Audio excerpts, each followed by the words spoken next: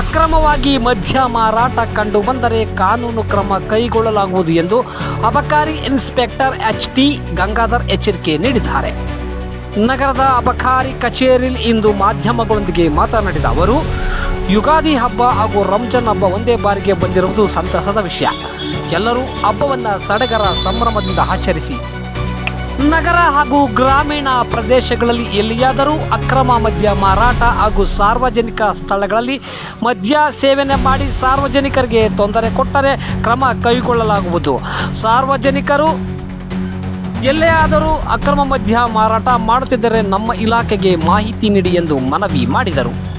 ನಾನು ಗಂಗರಾಜು, ಅಬಕಾರಿ ಇನ್ಸ್ಪೆಕ್ಟರ್, ಚಳ್ಳಕೆರೆ ವಲಯ. ಮೊದಲಿಗೆ ಸಮಸ್ತ ನಾಡಿನ ಜನತೆಗೆ ಯುಗಾದಿ ಹಾಗೂ ರಂಜಾನ್ ಹಬ್ಬದ ಶುಭಾಶಯಗಳು.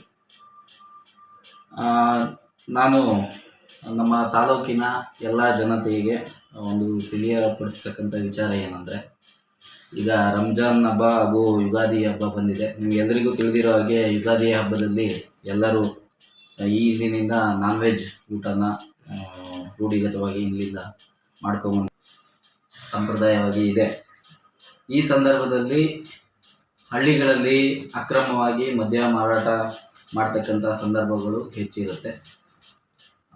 ಈಗ ನಾವು ಜನರ ಒಂದು ಎಲ್ಲರೂ ಖುಷಿಯಿಂದ ಹಬ್ಬವನ್ನು ಆಚರಣೆ ಮಾಡುವ ನಿಟ್ಟಿನಲ್ಲಿ ಅದೇ ಸಾರ್ವಜನಿಕರಿಗೆ ತೊಂದರೆಯಾಗದಂತೆ ಸರ್ಕಾರ ಏನು ನಿಯಮಗಳು ಇದೆಯೋ ಆ ರೀತಿ ನಮಗೆ ಲೀಗಲ್ ಆಗಿ ಏನು ಅಂಗಡಿಗಳು ಇದಾವೋ ಅದರಲ್ಲಿ ಕೊಂಡು ನೀವು ಸರ್ಕಾರದ ನಿಯಮಗಳಂತೆ ಬಳಸಿ ನೀವು ಹಬ್ಬವನ್ನು ಖುಷಿಯಾಗಿ ಆಚರಣೆ ಮಾಡಬೇಕು ಅಂತ.